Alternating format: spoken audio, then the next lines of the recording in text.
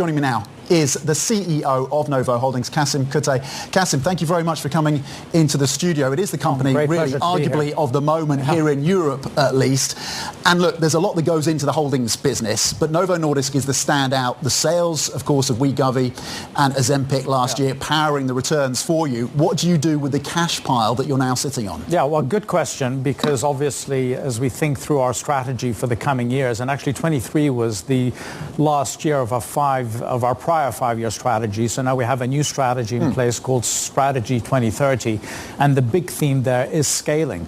How do we absorb the phenomenal inflows that are going to be coming our way from the great success of Novo Nordisk and indeed the success of Novo Nordisk as well, our other operating company, make sure we absorb those inflows, reinvest them, and hopefully generate the attractive returns that we've been able to do historically. And you've already pulled the trigger, of course, on a big ticket deal, $16.5 billion acquisition of Catalent. How confident are you at this point that deal goes through, that antitrust regulators approve it? Yeah, look, I can't comment on that. The regulatory processes are what they are, and they've got to play their course. What we know is we have to be patient. So if we look back a year ago, we merged two of our portfolio companies, Novo Nordisk and Christian Hansen, to form Novo Nordisk. That regulatory process took over a year. So I think all we can do is obviously be patient and make sure that we cooperate fully and transparently with the regulator and hope for a closing as soon as possible, obviously, to give clarity to our customers and indeed to the employees. What does as soon as possible look like? At this point, what is the approximate time frame? Tom, you know as well as I mean, these processes take months, and it is what it is. Yeah, sure. Are you slightly irked when you hear Eli Lilly's CEO, one of your key competitors, saying this should be referred to antitrust regulators, to competition authorities? Does that get under your skin? Well, you sort of get used to it, right? We all compete with each other vigorously, and Eli Lilly has been a formidable and much respected competitor to Novo Nordisk for many years, right? We are the two world leading insulin and obesity companies. So a bit of back and forth between Lilly and Novo Nordisk is par for the course. Okay, and the idea is you take 3 of these Catalent factories and you sell them to Novo Nordisk. That's the plan. What do you do with the rest of the Catalent business then? So the rest of the Catalent business is one that we like a great deal. So the whole area of what we call biopharma services. So if you look at the golden era of innovation that we're in pharmaceutical-wise, that innovation needs servicing. It needs things, companies that are called contract research organizations. It needs contract manufacturing organizations, and as well as many other services. So we're heavily invested in this whole biopharma services arena. It's one that we like. It's one that's core to our strategy. And Catalent fits very much in that. So we look forward, actually, to hopefully, as soon as possible, getting our hands on that business, investing behind it, and getting it to its full growth potential. And we're very excited by that growth potential, not least because we firmly believe that the biotech industry is off the bottom from the downturn that happened back in late 20, early 21. We're seeing IPOs come back, which means more funding for the industry, which means more need for contract development manufacturers. So we're feeling pretty good about things. Okay, that's interesting. If for some reason the deal doesn't go through, part of the rationale for the deal, of course, is to ensure that capacity that so far Novo Nordisk isn't able to match the demand, huge demand for its products around the obesity drugs, can't match that demand quite yet. I know they're investing very heavily around that. Part of the rationale of Catalent is to help that. If for some reason it falls through, what is the playbook then to support Novo Nordisk?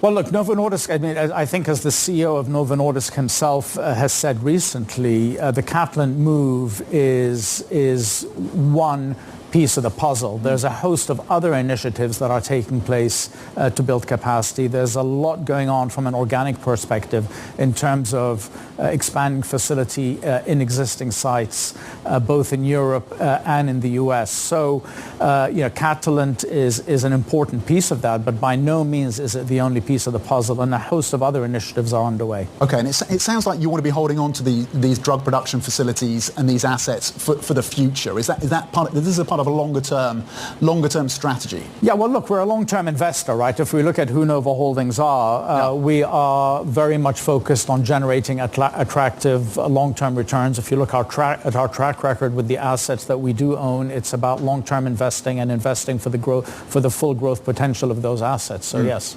16.5 billion, it was notable in terms of the price tag. Does that mark the start of kind of new multi-billion-dollar deals for Novo Holdings? What does that tell us about pricing that you're looking at? Tom, somewhere in the middle. I mean, I think Catalent in many ways, for the strategic reasons you alluded to in relation to Novo Nordisk, is a one-off. That is not the size of transaction that we've been doing. It's not the size of transaction that I expect us to be doing in the foreseeable future. Having said that, if you look at the inflows coming our way in the coming years, we do have to scale and we do have to do bigger deals to put more money to work. So what I would expect in the coming years is for us to be doing bigger investments than we have done the previous 5. But I don't think they'll quite reach that level of, 16.5 is on the very big side, and that I would put in the category of one-off, at least for the next 5 years or so. Interesting. What are the criteria or the metrics that you're looking at when it comes to potential acquisition targets that have to align with your longer-term view?